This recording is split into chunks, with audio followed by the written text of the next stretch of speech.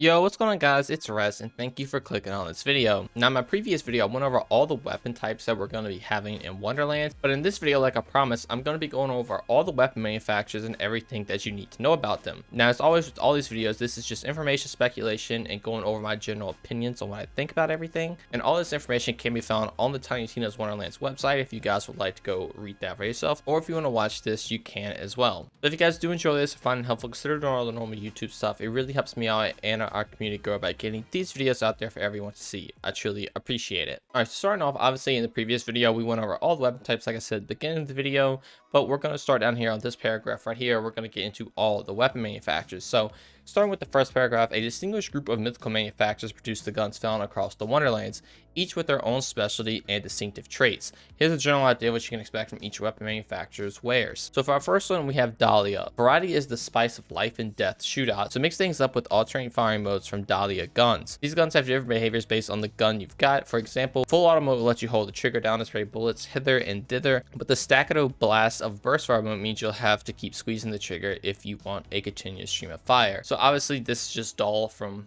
Borderlands 3. They have the alternate fire modes. I assume it's going to work the same way where single fire is going to do more damage, full auto does less, but obviously it's full auto, so it'll have more DPS. Dual weapons were actually some of my favorites in Borderlands 3, so I really hope they actually have some really cool ones in this game, and I'm excited to see what they can bring. But the next one we have is black powder. If you're a crack shot looking to create some skeleton skulls, pick yourself up a black powder gun. Critical hits will cause your bullets to ricochet, damaging a nearby enemy as a bonus. Black powder pistols can also unload it as fast as you can pull the trigger, so get to squeezing. Very clearly, black powder is Jacob's manufacturer. It's just been renamed. It works the exact same way. Every single critical hit you get is going to ricochet bullets, and you can fire them as fast as you pull the trigger. So if you have a fast trigger finger, you're going to be able to put a lot of DPS out when you use a black powder weapon. I know Jacobs is definitely everybody's favorite weapon type, so having a black powder pistol is going to be really cool, and I'm excited to see if something like the Maggie will return. Now the next one we have is Ferior. I'm pretty sure I pronounced that right. Don't settle for inferior weapons. With a small dose of polymorphine magic, Ferior guns can take on new forms as you fling them across the battlefield, like winged blasters and bouncing bombs. Moments later, they'll reappear in your hands, ready to unload all over again. So obviously this is just Tedior. It seems it's going to have the same type.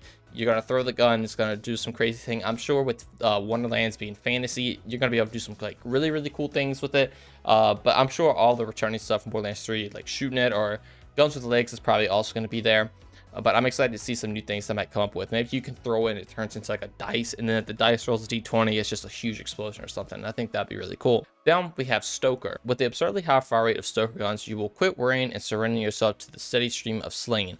All are rapid fire, choose through ammo in a hurry, so make sure you're well stocked before you gleefully hold down the trigger. So Stoker is very much flat off. It's just going to be your guns with extremely fast fire rate. If something like the light shows in the game, obviously it's going to be really good. Some of flat off weapons are actually really good, and I'm really excited to see you know, if there's some like really fast fire rate build, you know, alongside like casting spells or something. If I remember correctly, I'm pretty sure the spell shot has the ability to cast spells and have increased fire rate, so obviously having on top of a Vladoff gun or a Stoker gun, it's going to be pretty crazy. Now next we have Torg. Torg heard you like explosions in your explosions, so he and his manufacturing team made sure that all Torg guns cause as much detonation and combustion as possible. Some can even shoot magical mines that stick to enemies before bursting into flames, leaving behind piles of smoldering ash. So Torg did not get renamed. It's still Torg because obviously Mr. Torg is in the game, but this is going to work the exact same way. They do explosive damage. You can actually make sticky bombs so they don't blow up on impact. Instead, when you reload or switch to fire mode, they'll explode. Then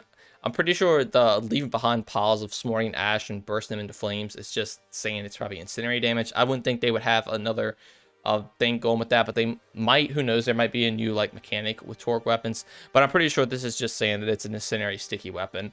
And, you know, Torg is good old Torg from Borderlands 3. Everybody loves Torg. And next we have Skulldugger. Through some form of arcane trickery, Skulldugger guns never need to be reloaded as they can continuously regenerate their own ammo supply from the ether. But magic has its limit, so you can fire forever. Eventually you'll need to lay off the trigger and let these cool off a bit, lest they overheat. So obviously this is just COV. They're going to have infinite ammo. They're going to overheat. they're really playing it to like the magic theme though, which I think is really cool.